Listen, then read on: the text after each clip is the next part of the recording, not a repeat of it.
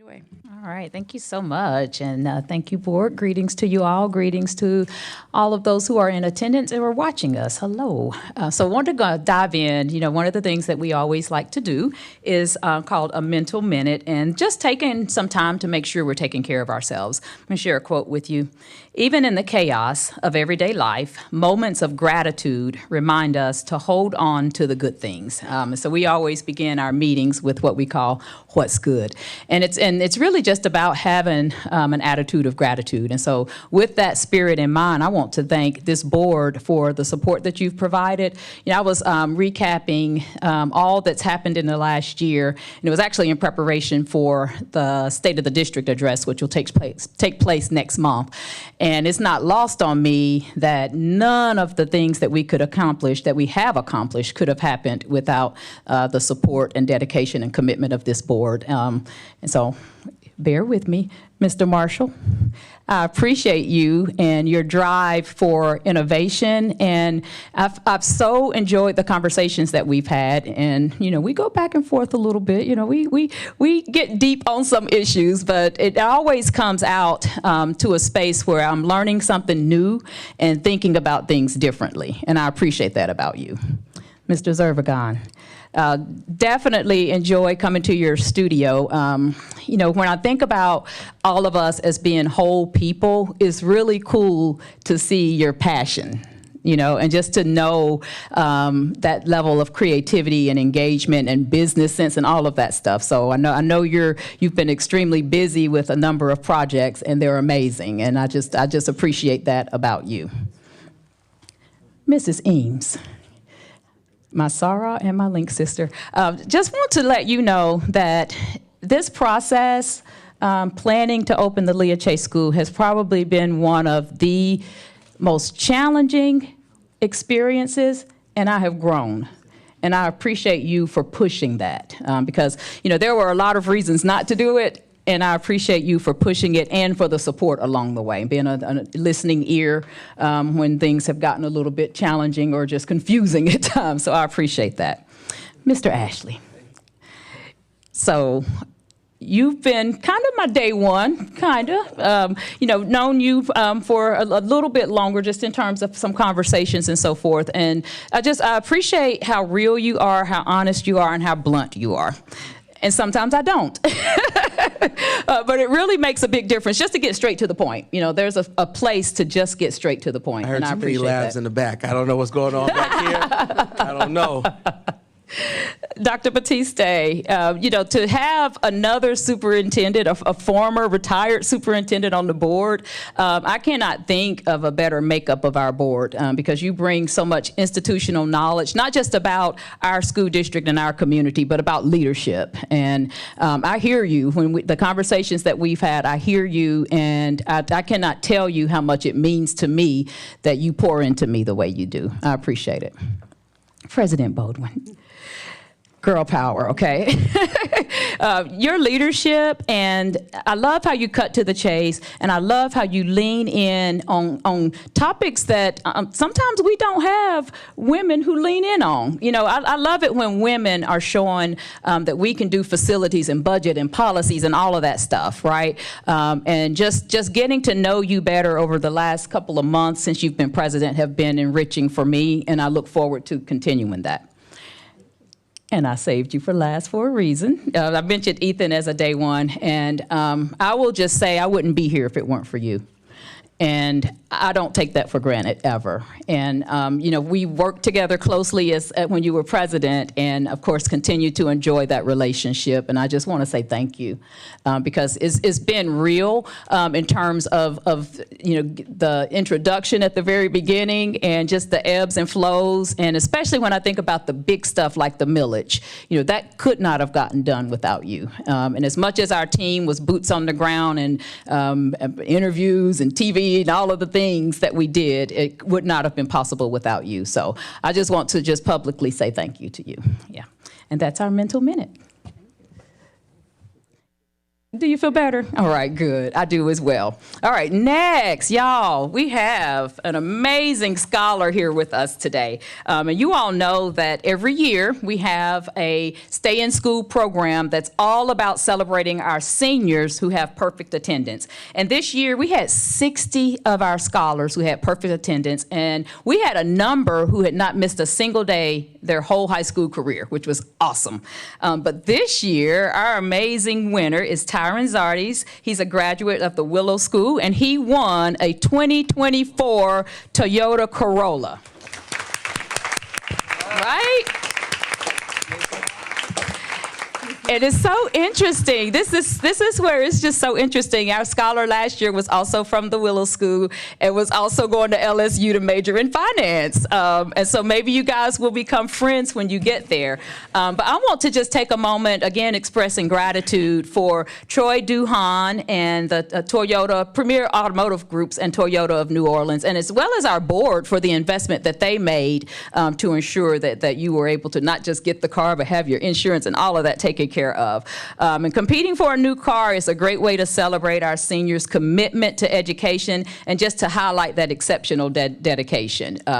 Because, you know, perfect attendance is not nothing. I mean, that's a really big deal. And when I think about all of the things that pull on seniors that could make it pretty easy to miss a day, I just want to congratulate you and thank you for setting such an example. You know, we say attend today, achieve tomorrow, and I think that scholars like you make that come to life. You exemplify that, and we are grateful for you. And we do have a certificate for you, and would love to get a picture with you and your mom. I see we've got leadership here from the Willow School, so let's take a picture. Yes, sister, you can come too. Yeah, come on. I just want to shout out Mom, because as a mom, I know how hard it is for us to get the kids to school every day too. So shout out to Mom as well.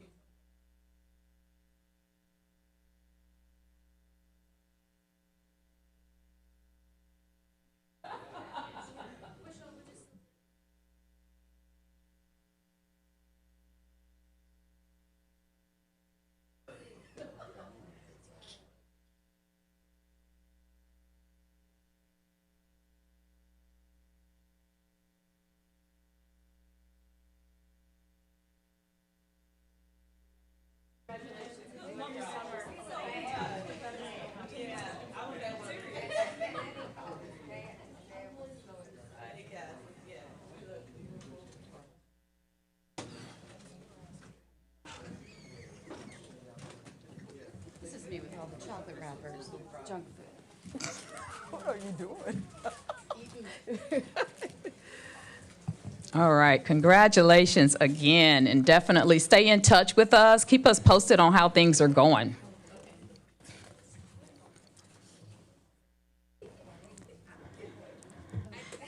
And I do want to also mention that, again, I thank the board, but our board president, Baldwin, and board members did contribute money to cover the vehicle's taxes, registration fees, to recognize the remarkable dedication. So thank you again to our board for their contribution as well. Thank you, Tyron. Give him another round of applause. Yeah.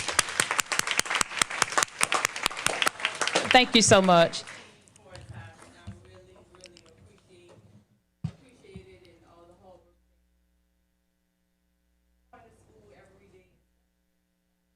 Mm-hmm. So I commend him greatly.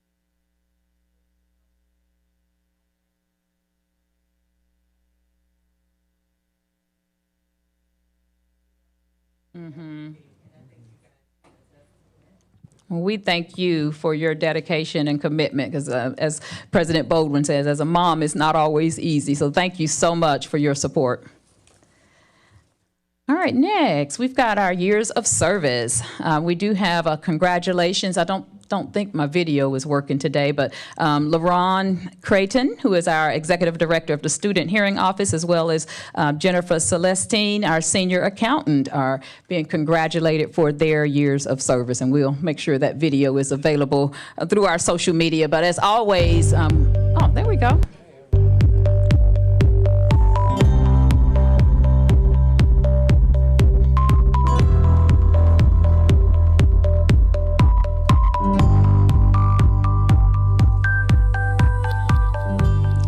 Congratulations to both of them. And as always, I always like to say thank you for choosing NOLA PS and to continue to choose NOLA PS. So I have a few pictures here. Just want to congratulate all of our amazing graduates. I enjoyed attending quite a few of our graduation ceremonies, and we're not done yet. As Mr. Parker mentioned, we've got a Travis Hill graduation tomorrow, and the NET graduates their Central City, East, and Gentilly schools on Saturday, and I look forward to participating in each of those.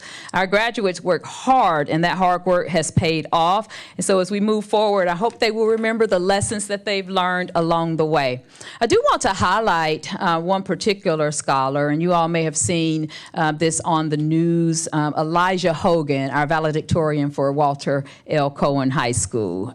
What a remarkable story of resilience and dedication and commitment. As a student, and again, I mentioned before, as a senior, there are so many things that can pull you away from keeping the main thing in terms of the work. But Elijah has done this while dealing with incredible odds that includes homelessness and becoming the valedictorian of his class.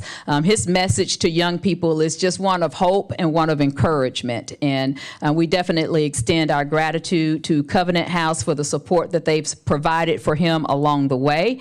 We wish Elijah so much success as he journeys to Xavier University, majoring in graphic design this fall. So big congratulations to him, and just much admiration and appreciation for how inspirational his story is and the fact that he's continuing to keep going.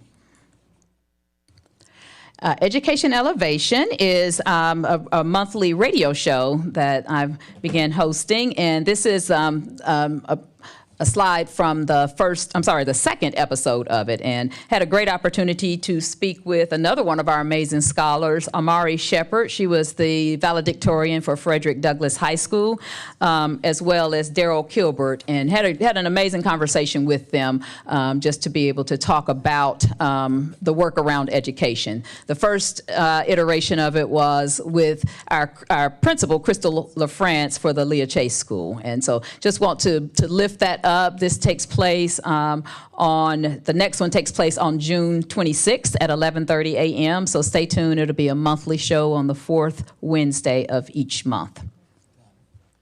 Wanted to give a few EL, English learner updates. We do have teams that are working extremely hard to make sure that we're doing all we can to provide for our English learners. And so these are just a few pictures of some activities. On May 14th, they attended New Harmony's Science Fair, and the biology teacher, Stephanie McKinnon, helped coordinate that event, and Sharuba participated as a guest judge for the event.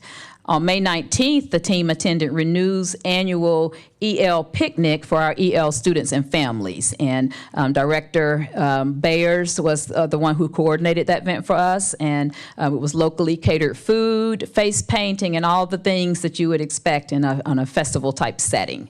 And then on May 21st, NOLA PS held our EL convening. And this is where the team gets together for professional learning and support on a monthly basis. And quarterly, they also host an in-person meeting where we invite people from various schools. The topic for the May's convening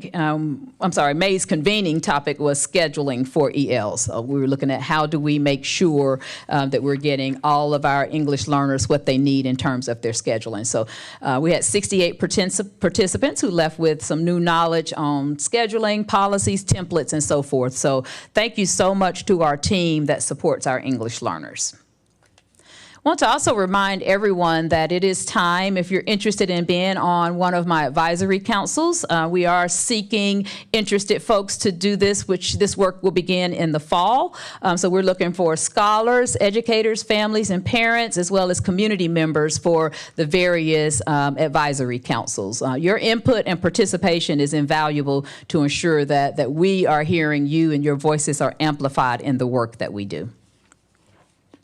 This month is Pride Month, and we want to make sure that the community is aware that NOLA PS is committed to making sure that we have a safe environment that focuses on equality and inclusion, including transgender, gender nonconforming individuals, LGBTQ plus scholars, families, and educators. OPSB did a resolution that stated, and this was 2 years ago, that stated to unequivocally demonstrate the Orleans Parish School Board's sustained commitment to full equality, inclusion, and acceptance of all people of all sexual orientations, gender identities, gender expression, while affirming the rights to dignity and respect, as well as fair and equitable access to opportunities, including employment and education. And so this month is a great time to be reminded of that. Also this month, we have Juneteenth, and as we approach this holiday, we want to make sure that we honor the significance of this day in American history. It commemorates the emancipation of enslaved African Americans and celebrates freedom, resilience, as well as the cultural heritage. And NOLA Public Schools is committed to fostering, again, an inclusive environment and recognizing and celebrating the rich diversity within our community. And together, we can continue to build that future that's rooted in equality and justice. Also, we have National Hunger Awareness Day, and it's actually today. And I know we've talked a great deal about making sure that our scholars have food this summer, and definitely want to lift up our own child nutrition program, Ms. Rosie, and the work that our city leaders have done to ensure that we do have summer feeding. And this has been done through various initiatives and partnerships to make sure that those nutritious meals are provided for our scholars and over the summer. Also, Father's Day will be coming up in a couple of weeks. So as we approach Father's Day, just want to take a moment to acknowledge and celebrate the vital role that fathers play. And this is whether you're father or pop, big daddy, uncle, big brother, play cousin, all of the father figures out there that we know are contributing to and making a positive influence for our scholars. So happy Father's Day to all. So yesterday, this thing happened called open enrollment started. And I'm going to give a brief update on where we landed with open enrollment. It began at 8:30 yesterday morning. As of noon today, we have families have chosen 1,682 new placements in grades kindergarten through 12th grade. 971 of the current open enrollment placements so far are students who did not have an active NOLA PS placement in 23-24, so new students. And we want to remind everyone of who can apply. Children turning 5 by September 30th for kindergarten, and then scholars new to New Orleans or to public schools. Students transferring to our schools for 24-25, and those transitional grades, including the pre-K 4 or 8th grade, where you're transitioning into kindergarten or 9th grade.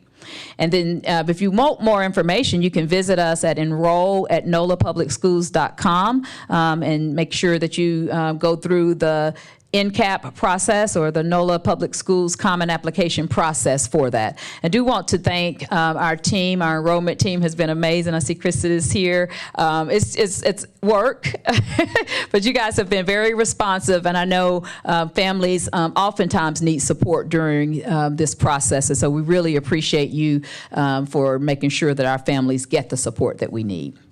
I also want to report on enrollment for the Leah Chase School. And this, of course, happened yesterday as well. I wanted to give the updated update because I did ask Kristen where we were as of about an hour or so ago.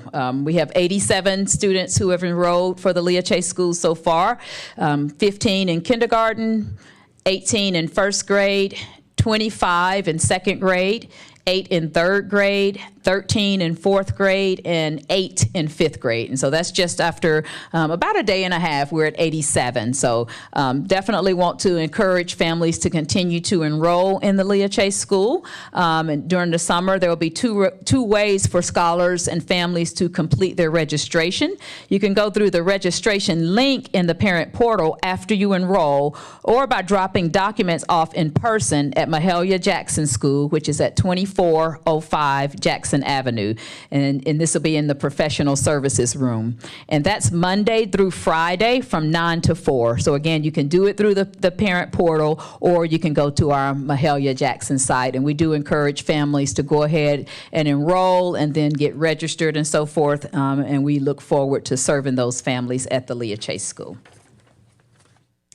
And we will have a celebration, an opening celebration for the Leah Chase School on August 3rd. Looking forward to that. And this will be a ribbon cutting as well as a resource fair where we'll have opportunities for families to get a number of resources, including vaccinations. We'll have healthy cooking demonstrations, some workshops on yoga and fitness. It's going to be a great time and a great way to begin welcoming our scholars to the Leah Chase School. And you can get more information if you're interested in partnering with us at NOLA PS Cares at nolapublicschools.com. And for more details, also check our social media platforms and our website, because we'll continue to update those as we get more information. Last month, we launched a community survey to gather feedback about NOLA Public Schools to ensure that we're meeting the needs of all stakeholders and also to continuously strive for excellence. And after gathering feedback as a performance indicator for our strategic plan of action, NOLA PS Evolve. And so today we'd like to share a high-level overview of the results that were gathered. And I'm going to invite Katie Hurst from MGT to come up and walk us through this. And board members, you have a copy of the entire document, and I think it was also emailed to you as well. So this will be a high-level overview or summary of it, but you do have the entire document. So welcome. Thank you. Thank you. Thanks so much for having me. We're super excited to be here. I am Katie Hurst. I'm here with my colleague, Dr. Letisa Allen, Vice President from MGT, and we're super excited to share some of these results with you at a very high level. To kick us off, we'd love to share some celebrations that we've got that we heard throughout the survey and focus groups that we have. And those surveys the celebrations start with the culture and the history of NOLA Public Schools and how your community loves their culture and their heritage, and they appreciate how the leadership of NOLA Public Schools honors their culture and their heritage. And so that was a huge celebration that we've seen throughout the survey and the focus groups. We also saw that your community loves their people, whether it's their scholars, their school leaders, school staff, teachers, the district leaders. They love their people, and they show them as being their greatest assets throughout educating their children, which is a fantastic celebration. They love the confidence of this new leadership at NOLA Public Schools. They love the district leaders, they love the school leaders, and they have a lot of great confidence in them. And they're very excited about their flexibility in addressing the changes and the needs of education throughout the community. So those are just a few of the great celebrations that we heard through this. But let's jump in and kind of go over a high overview of how we collected this data and the way we got it. So the way we collected this data is we produced a survey, and we sent that out through the means of just normal NOLA Public Schools communication efforts, and we were able to get 966 community members to participate in that survey.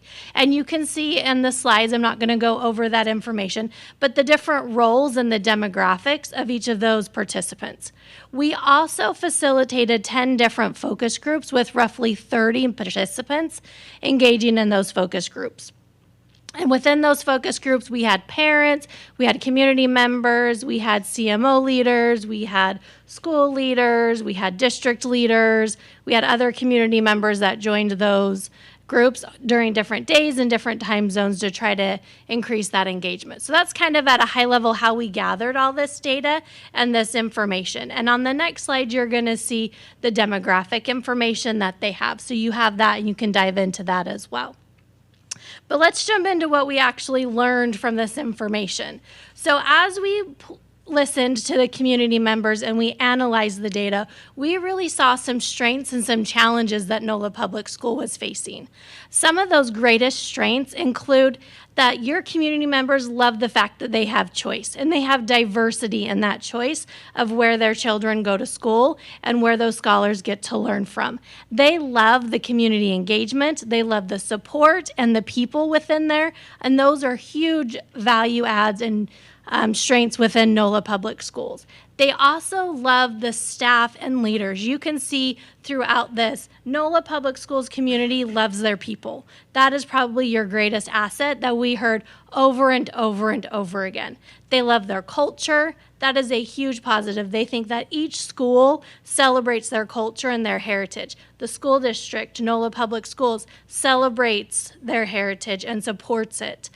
And they also love the flexibility of the leaders within the district specifically and how they're adapting to the changes needed within education. And they really like that. And they see those as a lot of the strengths that we have in NOLA Public Schools. Some of the challenges that came out is the equity across those choices. The community members love the fact that they can choose where their students get to go and where their scholars learn from, but they're very aware that not only do they have choice, but that choice isn't always equitable from school to school across the community. And so they see that as a challenge. They see some centralized needs that they have: human resources, transportation, resources for special education across all the different schools within the district as a challenge.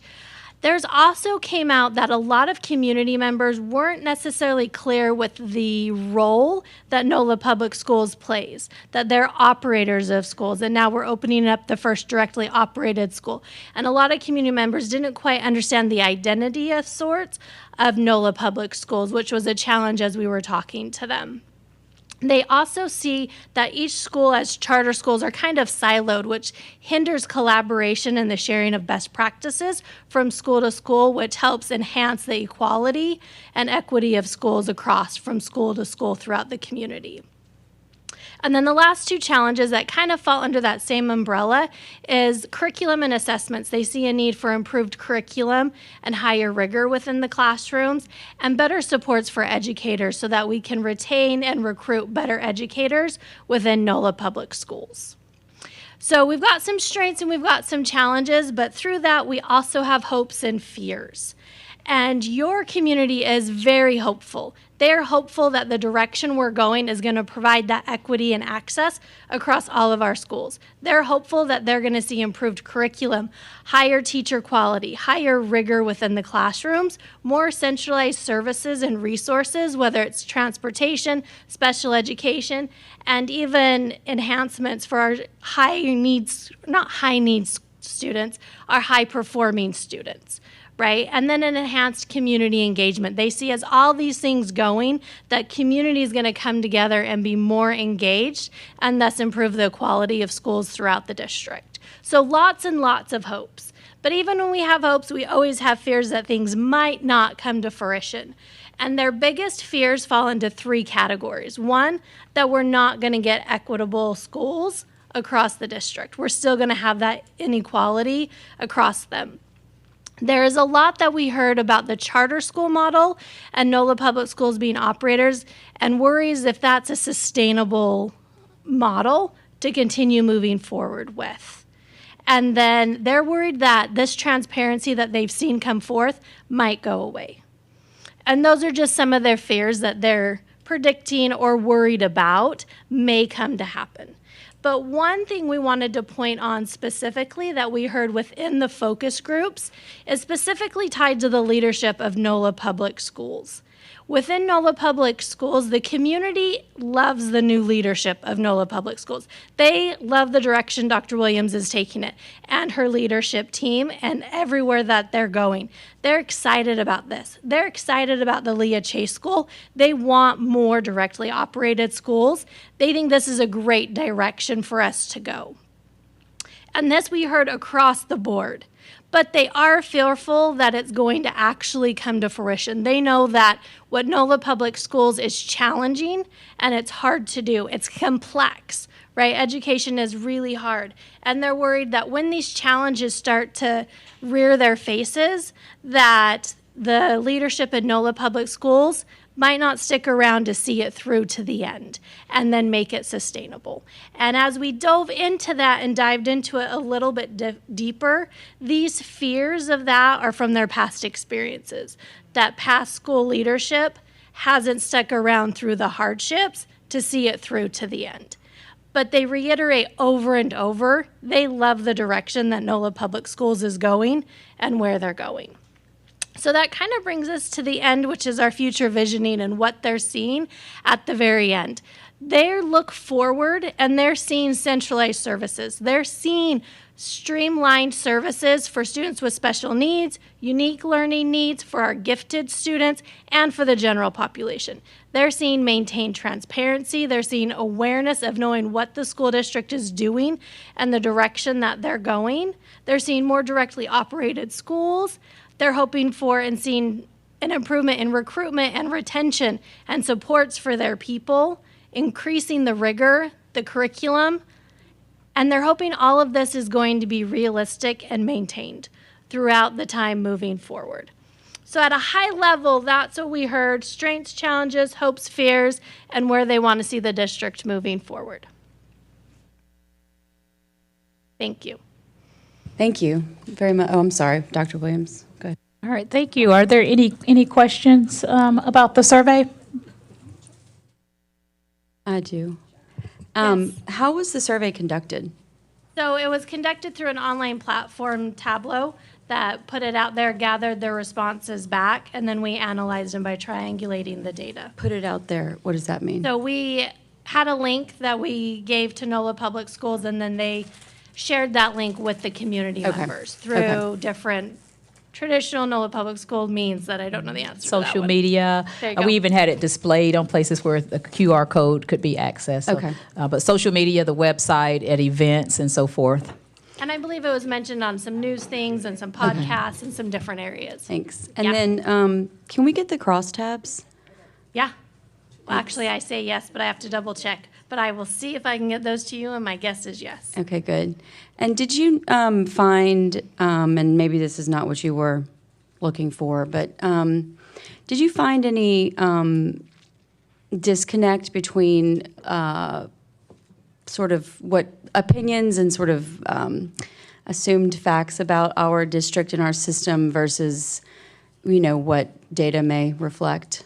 Or was that, I feel like sometimes we see a disconnect between what people think about our, say our LEAP scores, our graduation rates, because everyone's not following it as closely as we are, and it's not being covered as well as it could be. So do you see any disconnect? Did you see any disconnect there? There is some disconnect between those who are in the know of all the different data out there and are into it. Most people don't know that data, and that's really where that gap and disconnect comes into play. When people knew the data and what was going on, there wasn't a huge disconnect. But we did see it in those, and then you'd probe in there, and they don't really know what the data is or the identity of NOLA Public Schools and that. And do you have any insights on best ways for us to share information? Where there are gaps and where we could do a better job of getting information out, with the lack of traditional media covering us as well as they could. Were there any insights on how people want to be communicated with more? It's an interesting topic because communication commonly is the biggest challenge you have. And across the board, in full transparency, I heard the gamut of how communication is at NOLA Public Schools. I had people respond and share that they never got communication. Those were typically the parents and the community members that are part of the charter schools throughout. But then I've got others, principals and district leaders and other community members, they over-communicate. They share it off the wazoo. I get emails every day. They've got posts on their social media. They've got it on their website. And so really, I think the biggest way to close that gap is educating all the community members to know where to find that communication. from what I'm hearing with it being running the gamut, so to say, is that communication's out there, but people don't know how to access it. And so it would be. Or it's not where they look. Right. And so it's having those, well, I think it's where they look. I think social media and the websites and maybe the charter schools could increase how they communicate to families and scholars from NOLA public schools could be another way they could do it, but really emphasizing where people can go to find that communication, and they might start going to it more regularly.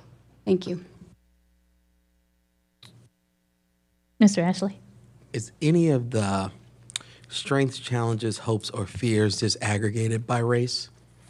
So we have a platform called Bentos that we've got this entire survey listed on there, and you guys are all going to gain access. Well, I say all. Yes, they're all going. You will all gain access to it, and from there you're going to be able to filter and sort all of the information by zip codes, by race, by community role members, and all sorts of different ways. The focus groups, however, will not be included in that because we made those completely confidential, and we did not share out any identifiable information with that so that people felt safe to share their opinions and thoughts.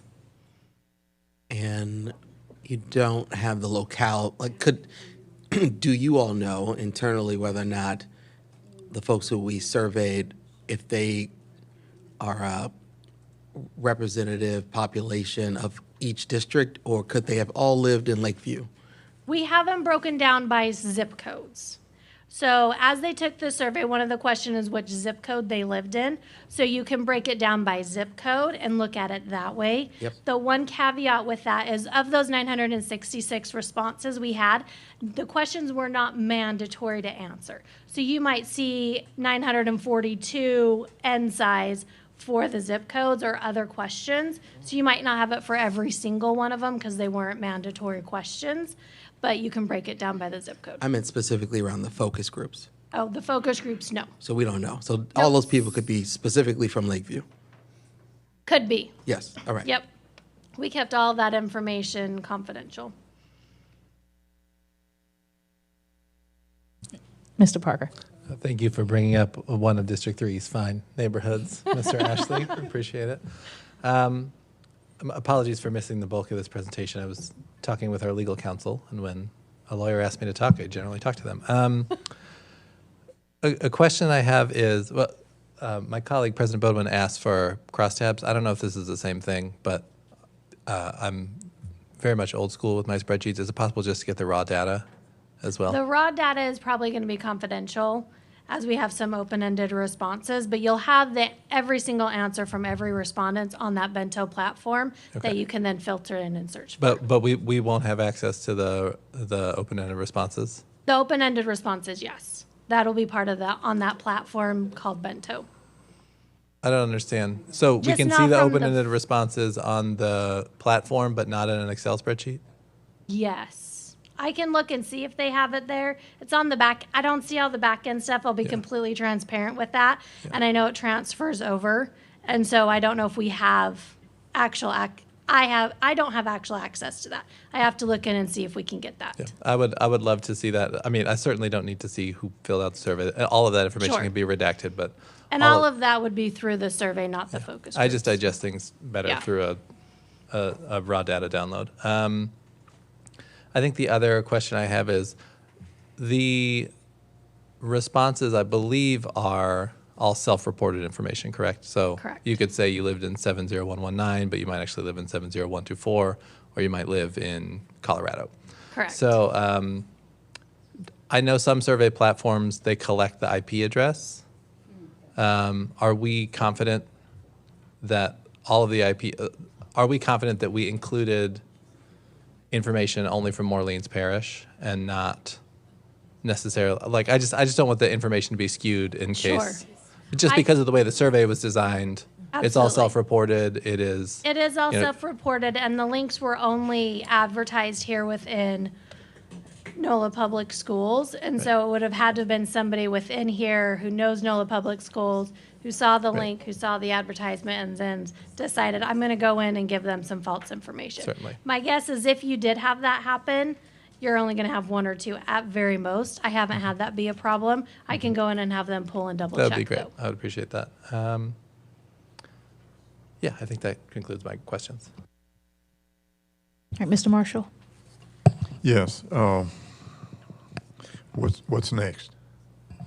What's next with MCT? Is it MGT? Yes. Well, your next step is to take the data that you get from all of this. You guys dive down into it and you really internalize it and take in all the great questions you guys have and utilize it to help drive the direction of where you want to go next and what's next within your 5-year portfolio plan, strategic planning, and all of that type of stuff. MGT is happy to help you guys with any and all of that needs to be done, and we're happy to help facilitate that if needs be. But as far as this contract is concerned, This contract is just for the community engagement survey and focus groups. so you're finished at this point? Once we do the training of the bento and share that out, make sure you guys all have access to all of the data. Okay. Just a question about your research in other districts, and when it comes to communicating with the public, do you know of any districts that have actually taken and segmented areas of concern for the public so that you could then have tabs maybe on your website where people can go and hit a button and actually get the information that they're looking for? Where they make it very easy. So if we advertise, you can go to our site, you can press this QR code, and then you have everything by topic. They can press a topic and go exactly to where they want information, so they don't have to read a lot of things that they don't want to see. I've seen Have a you lot seen- of school districts organize their websites in a lot of different ways. I can't say if I'm understanding what you're saying correctly. I don't know that I've seen one that advertise or organizes it by topic per se. Most of them are by departments, and then within the departments, there's information by topics. But just communication, right? Just Things- you things can that have a you tab wanna- for communication. A tab for communication, then listed by topics where people can go and look at the topic that they want. Have you seen that? None that come Okay. to the top of my mind. Leticia, have you seen any? I'm gonna pull her, and she sees more of those than I do, but because I'm just one person. So let me make sure I understand your question. Are you asking if MGT can Have do you- that? No, or not if you can do that. Have Yes. you seen that anywhere? Yes, so, yeah, and actually, we actually build some of those platforms, so yes, it can be done. Okay, a Yes. communication platform where people can go and punch a button and get the information? Yes. Okay, good. Thank you. All right, Mr. Parker. Yeah, sorry, I thought I was done, but I remembered some questions I had. It's been a minute since I looked at the survey, and from my recollection, it was all district-related questions, but it wasn't necessarily questions about a family's individual experience at their school. Is that correct? Yes, that is correct. Okay. The reason I ask is because I often hear from community members about how much they love their school and then how much they dislike our current school system. And so it's the same, the same thing happens nationally. I hate Congress, but I love my congressman. It's a common perspective. Yeah.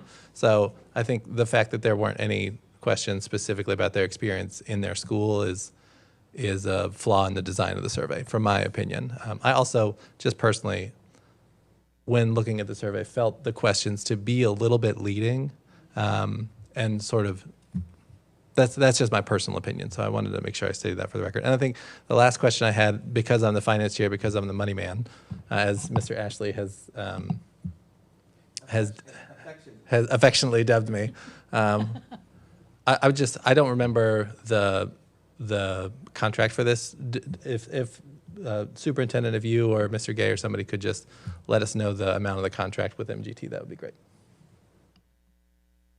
Excuse me, if I'm correct, it was taken out of the state appropriation, Right, yes. right? And it was around 75,000? Yes. Okay, thank you. All right, any other questions? All right, thank you so much. Thank you. All right, I have a few more items for my report. So next, I want to just a couple of additional updates. One thing I wanted to lift up is the plan for direct running additional schools. When the board approved for us to open the Leah Chase School, another part of the action item was to create a plan to direct run additional schools. And I've talked about the fact that the five-year portfolio plan is a tool that can certainly be used to guide those decisions, but it's not the plan itself. And that plan, or getting to that plan, will live in our strategic plan, NOLA PS Evolve. And so we are going to add 2 additional goals to our strategic plan. One will be in commitment 2, which is high-quality schools. And so this will be goal 2.9. By October 2024, NOLA Public Schools will develop a comprehensive plan to directly operate more schools in the event of charter revocation, voluntary charter relinquishment, or non-renewal, ensuring a seamless transition, maintaining high educational standards, and integrating this plan into the NOLA PS 5-year portfolio plan. The second goal is under commitment 4, which is operational excellence. So this will become goal 4.8. By October 2024, NOLA Public Schools will develop a comprehensive budget plan that accounts for the financial implications of adding additional schools to the NOLA PS portfolio, detailing budget deficits, providing a breakdown of federal and general funds, and identifying budget offsets. And then, of course, from that, we'll have a number of strategies, and we'll get our squads on this just like they're working on various other strategic planning goals. And the 5-year portfolio plan can certainly be used as a tool, and it may even provide some of the KPIs, the key performance indicators, may be something that we can garner from the 5-year portfolio plan. So just wanted to share that. I didn't want anyone to think that we weren't moving forward with that, and wanted to clarify that, yes, the 5-year portfolio plan supports the decision making, but it's not the plan itself. And so the plan will live within commitment 2 and commitment 4 of our strategic plan. Next, I wanted to just address policy DCBA. Per policy DCBA, the district level funding allocation, this serves as the official public notice that NOLA PS will be analyzing and potentially updating the DLFA for implementation in the 25-26 school year.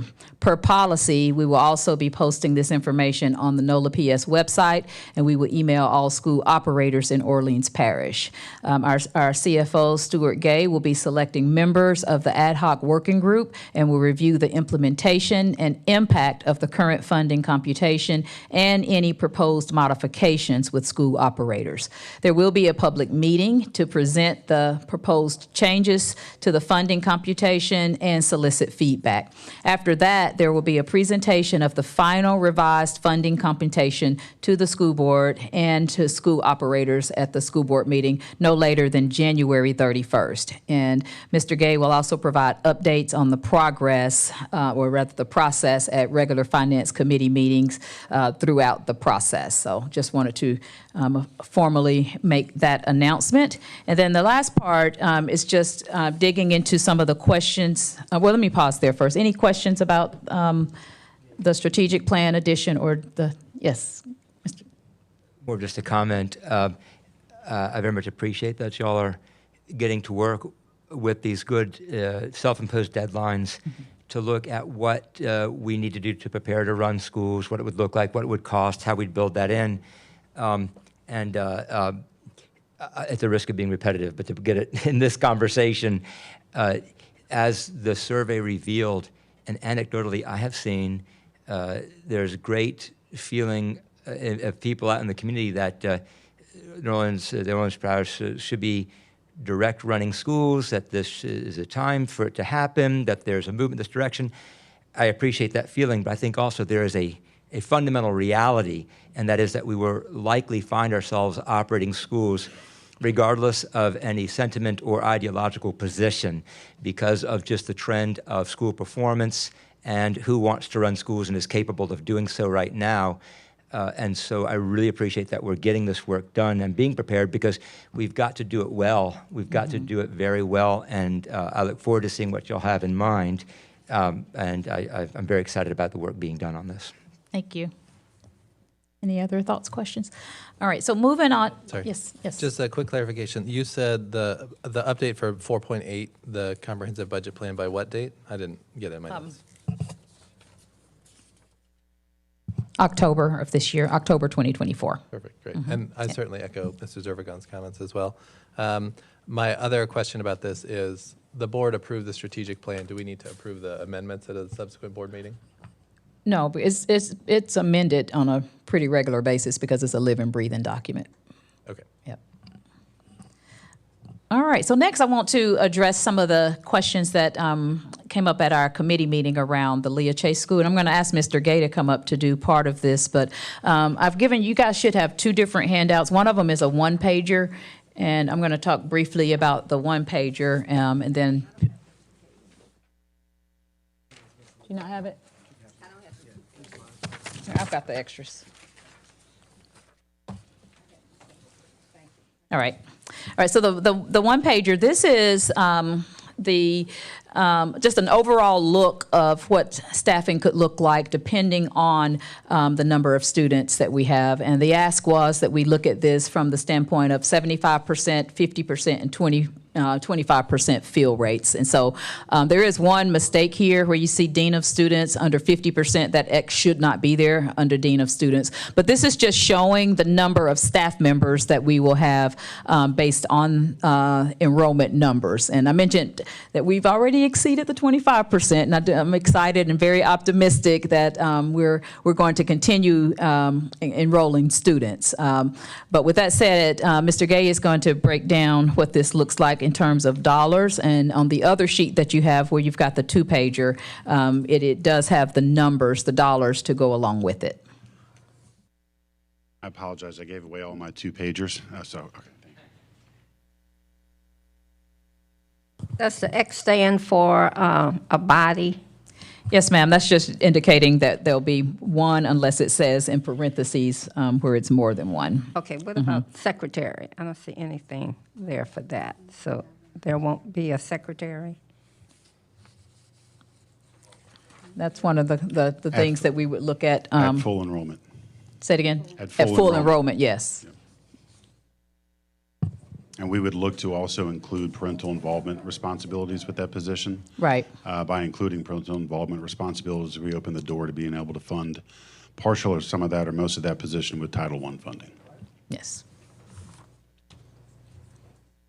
All right. Any other questions about the one pager? And I'm going to pitch it to Mr. Gay to kind of break down where we land in terms of the dollars. So in looking at this also on the two-pager, we were looking at not only staff, but also staff by funding source as well. So we have a number of staff, obviously in MFP, which is in the MFP part of the budget, and then there's the title-funded staff as well. And we've already secured in the 23-24 applications a number of positions, including the academic interventionists, which are already funded in Title I in the 23-24 application through work with the Department of Ed. And we have the 24-25 application, not only includes those interventionists, but also positions, including salaries of up to about $540,000 are in our application for next year and have been approved at this point. So when we look at much of the board's concern about the impact on the general fund, really focusing on what those MFP positions are, because those are the ones that would hit the general fund.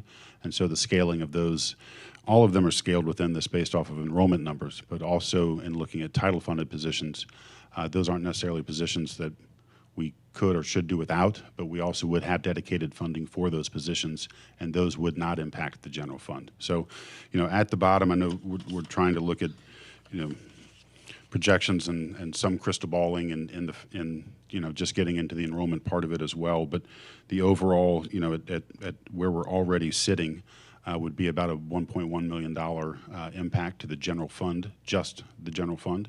Again, isolating off of those title positions. But you can see how they scale by the different needs, and really until you get to 50%, you don't see sort of a wholesale half type of situation. In many situations, they're looking at not only the impact at the school level, but what supports we could provide from the district level in order to augment these positions, certainly around the business services, some of the operations support, a little bit in the admin, but the majority of the staff are MFP-funded teachers. These are classroom teachers in regular and special education, as well as arts, PE, and music. And so those are in the general fund as well. Happy to, there's specific questions on it. All right, Mr. Parker.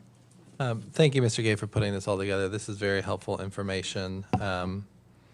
I think a question I have, I'm just looking at the security officers. One of the funding sources is MFP and one is title. It's an error, sorry. At the last minute, I recognize that. It should be MFP. They're both MFP Okay. funded. Yep. That's all. Thank you. All right, any other questions? I said that's all. I'm sorry. I had one more. Mr. Gay, so on the two-pager, the MFP balance that the the row along the bottom, that is reflecting the staffing allocations in the one-pager. Is that correct? Yes, we took those X's and added numbers, basically. So as you see them scaling in the X's on the other sheet, it results in the numbers on this page. Perfect. Thank you. Mrs. Ames? Oh, okay, thank you. I don't have anything for you, Mr. Gay, with the money. I think you've done a great job presenting it to us, and thank you for something that we did request. I was looking at your numbers that you gave us thus far, of 87 students, I think. Well, she said it went up to 87. Yes. I think. Yes, it was Yeah, 87. which as I'm of very right now. happy. I'm hoping it goes up to 200. But anyway, if we continue on this trajectory, are we looking at possibly combining classes? What do you? Because I saw one group you had 8 students, another group 8 students. So I'm just wondering, as a former classroom teacher, I know Yeah. we had combination classes. Yeah, So and what are we projecting to do if the numbers don't increase and we have like 8 kids hanging out to be in one class, one grade? Yeah, absolutely. Combining classes is certainly a normal process at the beginning of the school year, just based on where our numbers fall. I feel great at 87 students a day and a half into open enrollment, so certainly feel optimistic. But to your point, we'll have to look at scheduling in terms of what that means based on the number of students per grade level. It could be that we have over and have to combine some classes for that reason as well. Thank you. Any other questions? All right. Just a thank you for y'all's responsiveness getting this together. I find this very reassuring to be able to look at the numbers, see what's going on, and that way my mind doesn't spiral out of control of worst case scenario when I've got the real information in front of me. So I really appreciate y'all's getting this for us. Thank you so much. And that concludes my report. I'm sorry, Yes. I have one question. Okay, so open enrollment goes through, September, and you could have kids show up the first day, right? Right, yep. So when will we, or not show up, as the case may be? What is when will you know what we're staffing for? I guess we're staffing for roughly 25 now, 50%, 75%, and 100%. When we make that decision? So July 1st is the date where we will begin making decisions and looking at our staffing model. Okay, thank you. All right, that's my report. Thank you all so much. Question. When you, of course, you'll move, never mind. I know you'll move teachers around. It's listed as third grade now, but if you don't get enough for third, you'll move them to first or whatever, right? Absolutely. Okay. Yeah. Right. No, I'm done. Thank you. Thank you very much for your report, as always, Dr. Williams.